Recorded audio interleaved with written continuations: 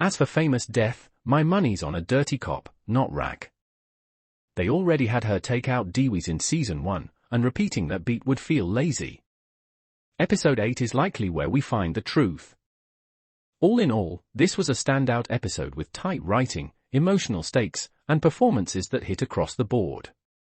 This is the show firing on all cylinders.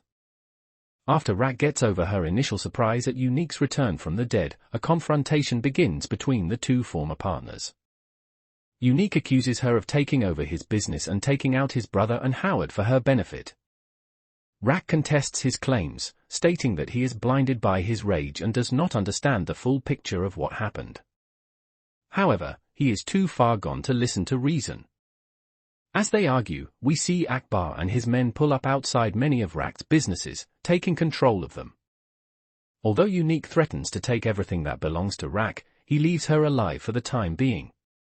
The following day, Lulu and Imani address their disagreement about his recent tryst with Jessica. Lulu assures her it is a Tempstal is informed by Kenan that he thinks his mother was behind Famous's murder. Even though he may have grounds to doubt his mother, what he witnessed on the street makes it seem like a significant leap of faith. In Joyce's living room, the three siblings of the Thomas family admit that Joyce raised them as best she could without knowing what was right or wrong. Following the departure of Marvin and Lulu, Rack walks in to speak with her mother in a sincere manner. Rack understands that it is causing her mother a great deal of sorrow and suffering. She asks Joyce if she truly wants to follow through on her decision to do what her brothers were unable to do out of compassion. Joyce accepts the offer, telling her daughter to take care of the family, especially her relationship with Kenan. Kenan and Jukebox talk about Unique's threat at a local diner, while Rack and Marvin meet up with Snaps and Pop. Rack informs the duo that they might be on Unique's radar because of their business connection with Kenan. Elsewhere, we see Unique pull up outside the Golden Pavilion, which is now working for him. Worried about their next step, Rack and Marvin discuss the state of their current affairs with Stefano. The New York Mafia Godfather suspects that Unique may have a powerful backer behind him, someone who knows about Rack's connection with Stefano. As such, for the time being, Unique is trying to keep Rack alive because he needs her business connections to fall under his heel before he can take her down. Stefano also thinks that Unique is waging this battle for someone who wants to start a proxy war against the New York Mafia. Kenan picks up his daily cash collection and heads over to his hiding spot to stow it away. However, the lock is broken, and the money is gone. In the meantime, Unique moves Panessa to a new home away from the South Jamaica neighborhood.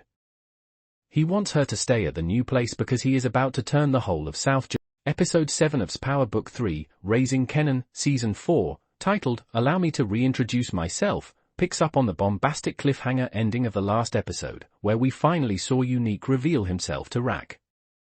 It sets the stage for a clash of wills as both Rack and Unique are poised to take their conflict to the next level, even though it is built on flimsy ground. The previous episode addressed B-Rilla's plans to rob his new song partners, which showcases that he is spiraling back into his old lifestyle. Kenan was also hell-bent on finding Famous Killer, leading him down a dark path accompanied by Jukebox. Although their search yielded nothing substantial, they learned that the police might be involved somehow in their best friend's passing, complicating matters further. Unique accuses her of taking over his business and taking out his brother and Howard for her benefit. Rack contests his claims, stating that he is blinded by his rage and does not understand the full picture of what happened. However, he is too far gone to listen to reason. As they argue, we see Akbar and his men pull up outside many of Rack's businesses, taking control. You know, this week's episode of Power Book 3, Raising Kenan episode is about to hit different when older Kenan opens with, I ain't got nothing more to say, and actually stays silent through the end. That creative choice alone set the tone, serious, reflective, and emotionally loaded. And this episode delivered. Let's start with Rack. For the first time in the series, we saw her shed real tears. Of the Thomas siblings, it always made sense she'd be the one to break, because she's held it together the longest. But that tear wasn't just grief, it was transformation. Rack is never going to be the same after this. That moment at their mom's house with Marvin and Lou, full of subtle expressions and nostalgic pain, was shot beautifully. For a brief second, they weren't drug lords or hardened survivors. They were just siblings remembering where they came from. On the flip side, Kenan is fully spiraling. The idea that he saw Rack bribing cops and instantly assumed she killed Famous is, frankly, dumb. He's so deep in his own head and trauma that logic has left the building. It's sloppy thinking. Joey Badass continues to kill it as unique. His scene with Rack was layered, tense, and emotional, but also frustrating because we, the audience, know he's not seeing the full picture. His line, "I ain't dying for nobody ever again," hit hard, especially considering he's talking about his own son. Panessa is clearly marked for tragedy, and when that happens, Unique's going to spiral even further. Meanwhile, Marvin is in serious danger.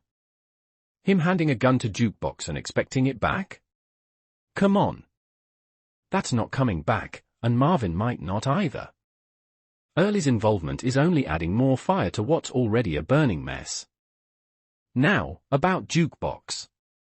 This was her villain origin story, officially. She's not just doing dirt anymore. She's enjoying it.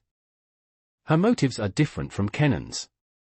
He sees the game as a path to freedom, legacy, maybe power. Juke?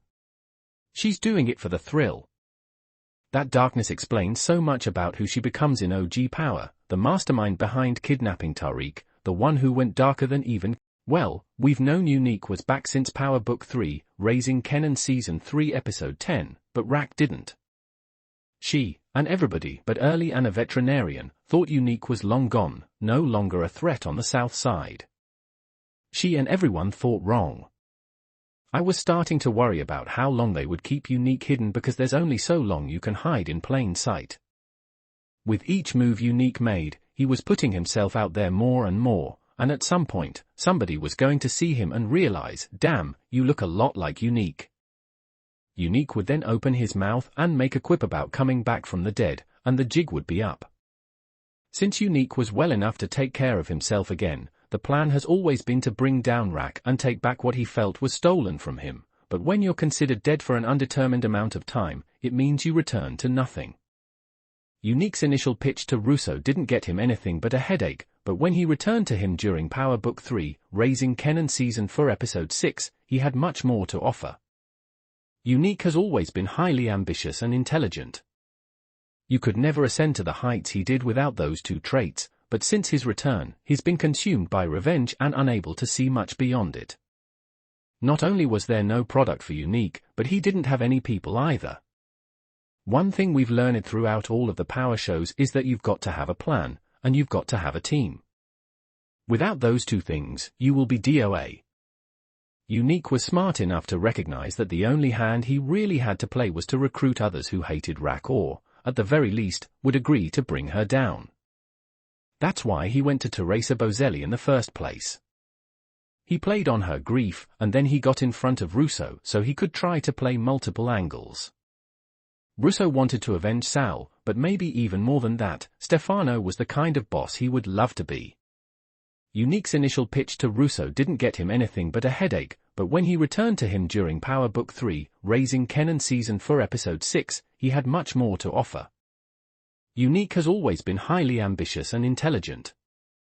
You could never ascend to the heights he did without those two traits, but since his return, he's been consumed by revenge and unable to see. According to the show's official synopsis, Power Book 3, Raising Kenan goes back to 1991 when Supras are the whip of choice and a fly shearling coat is a symbol of status in the hood.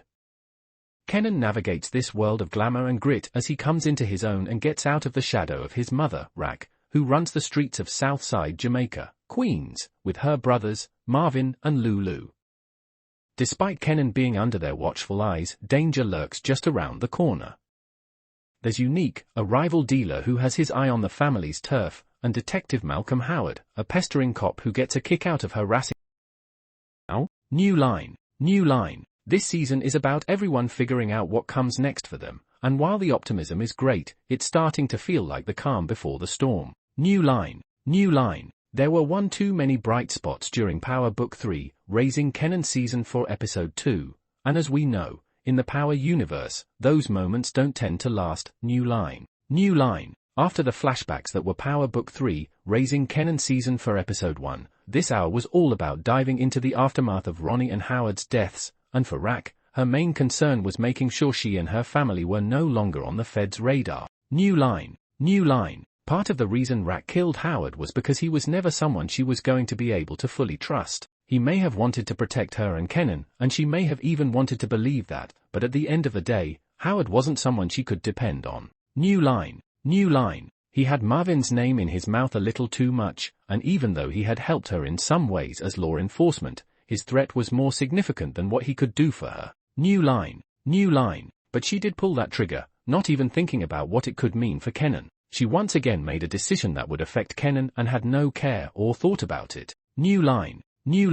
Kenan asking his mother whether or not she even knew the difference between right and wrong felt like his way of telling her that she had lost her damn mind and someone he no longer recognized. New line. Obviously, he's been looking at his mother strangely for a long while, but her actions continue to push him further and further away, and maybe worse.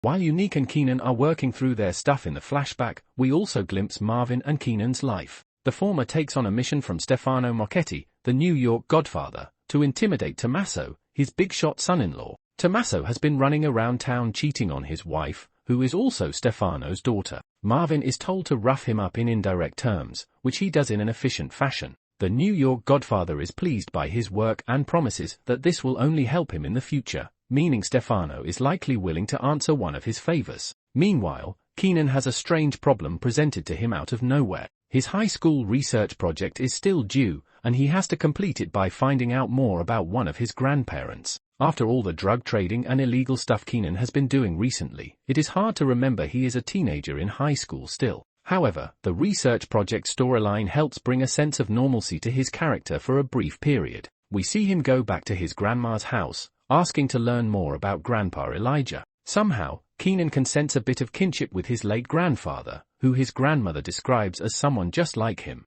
The boy goes around interrogating every family member about Elijah's personality and what he was like as a person. Everyone shares something different, Marvin and Lulu included. He refrains from asking his mother because of the distance in their relationship. She tells him that no matter how much he hates her, she will always unconditionally love him. Later, Kenan makes the shocking discovery that his grandmother has cancer and is dying. He is the only one to know, and she urges him not to share the information with her children, fearing that they will make the news about themselves. Meanwhile, Unique sends out Tyler to reckon the situation outside and where everyone stands in the puzzle. The latter returns to inform Unique that Ronnie is working with Kenan, and Rack is back dealing again despite promising to be out. Unique hypothesizes that Kenan and Rack must be in cahoots and likely sent Ronnie after him. Tyler points out that he is making big assumptions, but the man already has his target set. The final parts of the episode take us back to the present day, where Unique takes out his gun and points it toward Ronnie and Howard's dead bodies.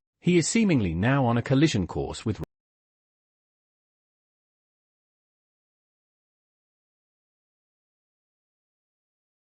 as Kenan continues his journey into the person we know him from. After the shocking ending of Season 3, Episode 1 of the 4th season jumps straight into the thick of the action, providing more details and answers to our burning questions. It feels familiar to go through the same environments that have become so resonant with the series, including Café Vouse. It has been a regular destination since Season 3's events, providing a deeper insight into Lulu's character and the music scene that is so pivotal to the series. However, it also plays a vital role in fleshing out the world and the era. Power Book 3, Raising Kenan, introduces a number of fictional locales throughout its various seasons. These places either add to the world-building aspect of the series or have an important relation to specific elements of the plot and characters. Café Vouse fits more into the second category. It is a fictional club crafted by Sasha Penn, which brings more clarity and depth to Lulu's ongoing storyline of trying to break away from Rack's world. We have known for quite a while that Lulu is tired of living a life dictated by his sister, who is wrapped up in the dangers of the underworld. While he started the series as a loyal foot soldier who does not question anything, he has undergone a radical shift in his thinking and wants to have nothing to do with his family. To that end, Café Vouse presents an opportunity to have a life outside Rack's circle. The club was first introduced in Season 3 as a place that needed revitalization. Lulu sees this as a golden opportunity to have something of his own. His previous plans of succeeding with his record company were also motivated by a desire to break the bonds shackling him to his sister. While it didn't work out exactly as planned, Café Vouse presented another shot at the same dream. However, in Season 3, we see a progressive decline in Lulu's mental state as he struggles with the guilt of his past life and the inability to move forward. He quickly spirals out of control and becomes a liability to the Thomas family and to Rack's needs. In his desperate state, Café Vouse is one of the few things that helps him longer. All it took was a few small pieces of information about Rack and Kenan to set him on a full-blown revenge tour. And isn't it interesting how easy it is to hear something and then jump to every conclusion in the book to fit the narrative you need to sustain your bloodthirsty anger? Unique was not in his right mind, but he was also hell-bent on getting back at Ronnie and whoever else he felt was responsible for what happened to him. Unfortunately, Rack and Kenan fell into that trap once he started hearing about how they were moving. In a perfect world, Unique would have gone straight to Rack, and they would have formulated a plan together, but who could Unique trust? His own brother wanted him dead, so why would he think that his surprise return would be something anyone would welcome when they got something for themselves now that he was out of the picture? Early was right to tell Unique to wait in the shadows because while it may have seemed like he was down and out, he ultimately did have the upper hand. He could move in silence, find the weaknesses, and pounce when the opportunity arose. In a perfect world, Unique would have gone straight to Rack, and they would have formulated a plan together, but who could Unique trust? His own brother wanted him dead, so why would he think that his surprise return would be something anyone would welcome when they got something for themselves now that he was out of the picture? Early was right to tell Unique to wait in the shadows because while it may have seemed like he was down and out, he ultimately did have the upper hand. He could move in silence, find the weaknesses, and pounce when the opportunity arose. But even knowing all those things doesn't excuse her actions because Rack has done some messed up stuff. Rack does what she needs to do to survive and protect the people she loves at all costs, but at the same time, she takes away a lot of their agency. She's created dynamics in which the people she loves don't trust or respect her, which eats at her no matter what. When was the last time we had a new hour of Power Book 3 Raising Kenan? It has felt like 47 years since we saw the events of Power Book 3, Raising Kenan Season 3 Episode 10 play out, and I won't lie to you. I needed a refresher course on everything that went down in the bloody finale, so this hour was a blessing in disguise. Instead of picking up where things left off, the series took another route, taking us back in time to relive all the moments we missed leading up to the shocking finale. I wasn't sure what to make of the decision to jump 3 months back, considering we'd already lived through these events, right? And if they were showing us new things now, why were they not included to begin with? Well, the answer to that was pretty damn easy when some of the first images of Power Book 3, Raising Kenan Season for Episode 1 we got was of an alive Unique making his way to a pay phone. We all knew Unique was alive, obviously, but the most fascinating part of the whole hour was seeing how he pulled himself from the woods and then eventually managed to make it to that abandoned warehouse over the course of 3 months. We all knew Unique was a fighter, but he was possessed by the spirit of betrayal and revenge when he willed himself to that pay phone. He was lucky someone was there to answer the call because he wouldn't have made it otherwise. Early was hilarious and a welcome addition to the season already. He was primarily motivated by self-interest, but he was also the only reason Unique got better, and the two of them should make for an interesting little duo. For starters, this was not the same Unique we knew in the past. Unique was always about his business and getting what he felt he deserved, but we also saw his walls break down when he and Rack started their little love affair because the two had much more in common than they ever gave much thought to. Rack often kept Unique at a distance during Power Book 3, Raising Kenan Season 3, whereas Unique seemed to be more invested, in the sense that you could see his feelings more in his actions and words than you could with Rack. When Unique died, Rack had a moment or two to mourn what could have been, but she also didn't dwell on it much and kept it moving, which could be the tagline. Beginning with Jukebox in the army, Raising Kenan Season 4 Episode 2 It's All Love takes us on a journey that ends with an unhinged, Unique killing lawyer Andre Barnes, Lulu returning from rehab, Marvin taking on more work for Stefano, and Kenan requesting his more for the Roop. After a retrospective start to Season 4, the second episode jumps straight into gear as we finally see our favorite characters try to move on with their lives following Season 3's bombastic end. The first episode provided all the context surrounding Unique and how he is now on a revenge mission against Rack and Kenan. However, the Thomas family has more problems on its plate than worrying about what Unique might do next, especially considering the fact that they are unaware if he is even alive. The FBI's interest remains a concern for Rack, who worries about her operation's safety and what the authorities might do next. Meanwhile, Lulu starts to take strides towards a positive reformation, similar to his brother from a few seasons ago. As word spreads of Howard and Ronnie's passing, the NYPD speaks to the media in another location.